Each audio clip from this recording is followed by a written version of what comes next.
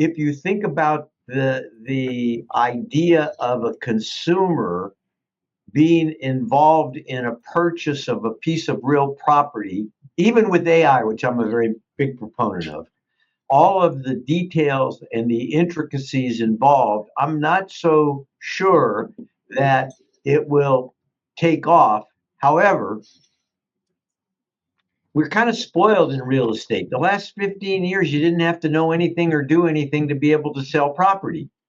So you really didn't have to be that skilled. All you had to do was be able to meet people and find something that's for sale or find somebody who's interested. And your skills, the things you needed to know, were very limited. And again, we were kind of spoiled. So if you start to look at, and inventories are very tight, right? So you start to look at, though, at an actual transaction and look at, because of the attack on compensation on the buy side, that you're going to need as a real estate professional to be able to sell yourself, because you got these kinds of services out there where people think they can do all this on their own. And so before, where as a real estate professional, I didn't have to look very deep into the transaction to figure out how I could save. Where can I save money? As a matter of fact, if you think about the real estate transaction, the way it had been set up historically, it's kind of like the listing agent has a direct relationship with the seller, and the best interest of the real estate agent aligns with the best interest of the seller, because the seller wants the most amount of money and the real estate agent makes the most amount of money the higher the sale. So there's alignment. But on the buy side, that alignment, there isn't that alignment. It's reversed. And so the buyer wants to get it for as low as possible. And I know the real estate professional wants to do the very best they can. But the fact is, the higher the price the property goes for, the more money the agent makes. So there's not an alignment there. And then you throw on top of that the DOJ and the Sitzer-Burnett case and the MLS PIN case and all of this litigation that's taking place, then you're going to have to work harder to be able to prove your value. Now, as long as the inventories are low, it kind of covers a lot of stuff, right? It hides a lot. But when you get back to at some point in time where you've got normal inventories, you're going to have to prove your worth. And as I've been looking at this lately, one of the things that I'm starting to rediscover is there's ample opportunity to make clear to a buyer how much value you bring specifically, and even attach dollar amounts to it.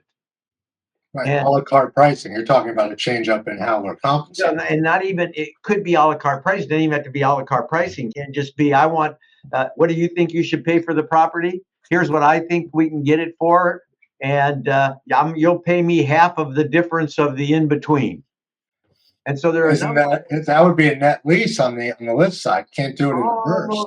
Kind of like, almost, right? So, but you got to look to the opportunities that are there, because we're being forced into new circumstances and new situations and new innovations and new models, which should get everybody thinking about it. And even if you never went to a situation where your fee becomes based on the savings that you can bring in the negotiation, and not only, all we've had to do is negotiate for the sale price. And then we kind of negotiated a little bit on the escrow provider and the title company. Of course, all title's the same, right? But what else? There are other things, if you start to look at the intricacies of a transaction, where you actually could begin to save the buyer money. And as you do that, whether or not you're compensated or not, you're showing your value.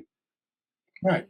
And as you start to show that, it might make buyers aware of the fact that I thought this was really easy, but you're starting to point things out to me that I never thought of before. And I could go up to this new innovative real estate brokerage model and do it myself. But now that I've had a conversation with a real estate professional who really made me aware of all of the points of negotiation, which we don't think about in this market where we've been spoiled, because the only thing people focus on is price, and they think all negotiation takes place around one thing, the sale price.